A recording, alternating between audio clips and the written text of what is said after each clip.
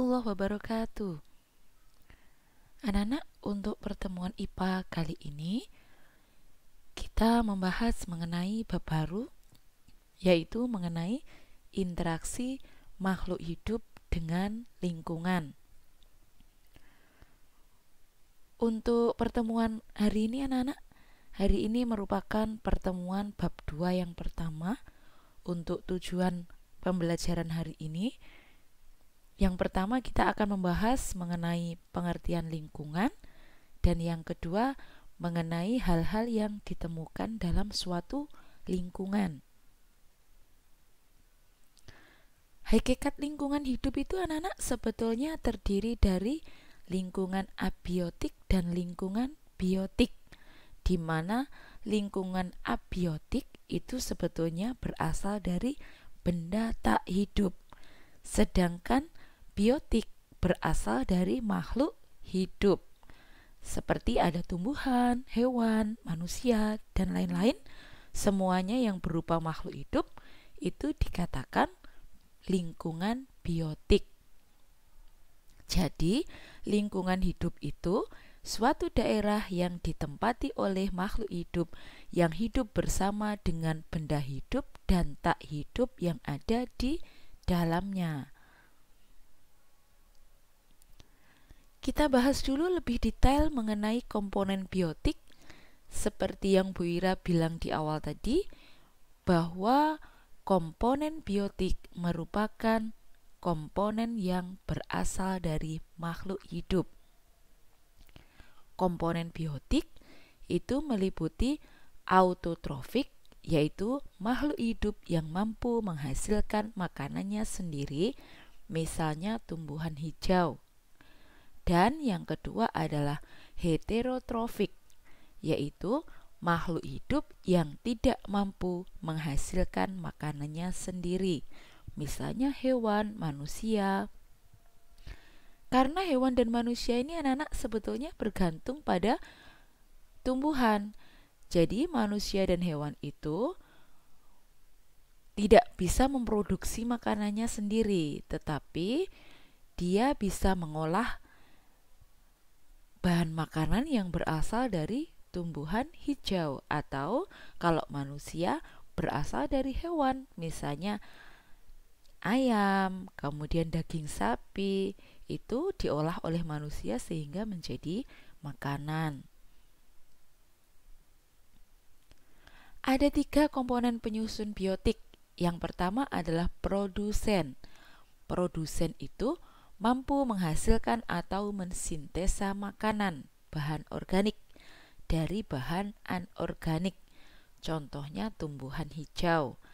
Kemudian yang kedua ada konsumen, yaitu kelompok organisme yang tidak mampu mensintesa makanan sendiri, hanya mengkonsumsi makanan yang sudah jadi.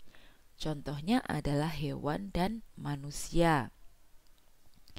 Yang ketiga anak-anak ada pengurai atau dekomposer, yaitu kelompok organisme heterotrof yang mampu mengurai organisme lain yang telah mati atau bahan organik menjadi bahan-bahan lain yang lebih sederhana atau anorganik untuk dikembalikan ke alam. Contohnya yang merupakan dekomposer ini ada bakteri, ada jamur, dan lain-lain. Sekarang kita bahas tentang komponen abiotik yang merupakan benda tak hidup. Komponen abiotik itu terdiri dari ada tanah, air, udara, cahaya matahari, iklim, dan suhu. Berdasarkan gambar tersebut, anak-anak, ada saling ketergantungan antara makhluk hidup dengan lingkungannya. Jadi, antara komponen biotik dan komponen abiotik itu terjadi saling ketergantungan.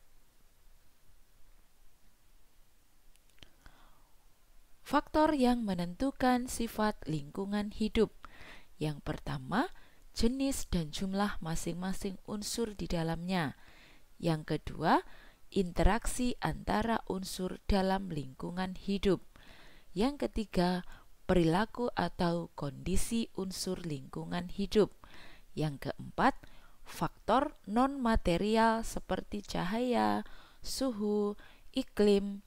Misalnya, lingkungan hidup di gurun pasir pasti berbeda dengan di kutub.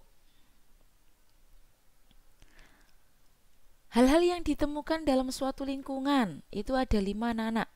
Yang pertama ada individu, yaitu makhluk hidup tunggal. Kalau kita sendirian, alone, itu berarti kita dikatakan individu. Untuk yang kedua ada populasi, sekumpulan makhluk hidup sejenis yang menempati suatu daerah tertentu. Jadi kita, ini kan manusia, kita berkumpul dengan orang yang lain di dalam suatu tempat, maka kita dikatakan populasi. Untuk yang ketiga ada komunitas, yaitu kumpulan dari populasi yang berbeda dan hidup bersama di suatu tempat atau daerah tertentu. Misalnya anak-anak, di suatu tempat itu ada kumpulan dari hewan kambing misalnya. Kemudian di tempat tersebut juga ada kumpulan hewan sapi. Dan di tempat itu pula ada juga kumpulan hewan kuda. Karena ada populasi kambing, populasi sapi, dan populasi kuda, maka tempat tersebut dikatakan komunitas. Yang keempat ada ekosistem, yang habis ini akan kita bahas lebih detail, dan juga ada bioma dan biosfer. Oke, kita bahas dulu tentang ekosistem. Ekosistem berasal dari kata oikos yang artinya rumah dan sistem yang artinya hubungan timbal balik. Jadi ekosistem itu suatu sistem lingkungan yang terbentuk dari hubungan timbal balik antara makhluk hidup dan lingkungannya. Pada gambar tersebut ada ekosistem yang terdiri dari cahaya, udara, kemudian ada pengurai, ada konsumen, ada produsen, ada tumbuhan dan beberapa jenis hewan-hewan. Misalnya anak-anak, ekosistem rawa berbeda dari sungai. Akuarium itu dibuat manusia, tetapi masing-masing memiliki keseimbangan sendiri-sendiri. Namun demikian, keseimbangan dalam tiap ekosistem alami bersifat homeostatis, yang berarti sistem yang ada dalam ekosistem tersebut mampu menahan terjadinya perubahan yang drastis. Walaupun mungkin keseimbangan baru yang terbentuk, kualitasnya tidak sebaik sebelumnya. Itu anak-anak contoh dari ekosistem. Mudah-mudahan apa yang sudah disampaikan Bu Ira hari ini kalian paham? Oke, Bu Ira lanjutkan, ada satu lagi yang belum kita bahas, yaitu mengenai ekosistem bumi. Di situ ada sun yang artinya adalah matahari. Matahari itu sebagai producers atau memproduksi panas, dan consumers atau konsumen itu juga membutuhkan panas. Ekosistem bumi itu anak-anak sebetulnya terdiri dari darat, laut, danau, dan sungai.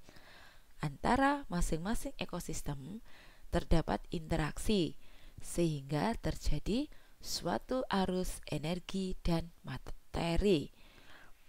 Materi itu sendiri sesuatu yang punya massa dan menempati ruang. Contohnya, materi penyusun makhluk hidup itu ada C atau karbon, H hidrogen, O oksigen, N nitrogen, S sulfur, dan P adalah fosfor. Demikian tadi anak-anak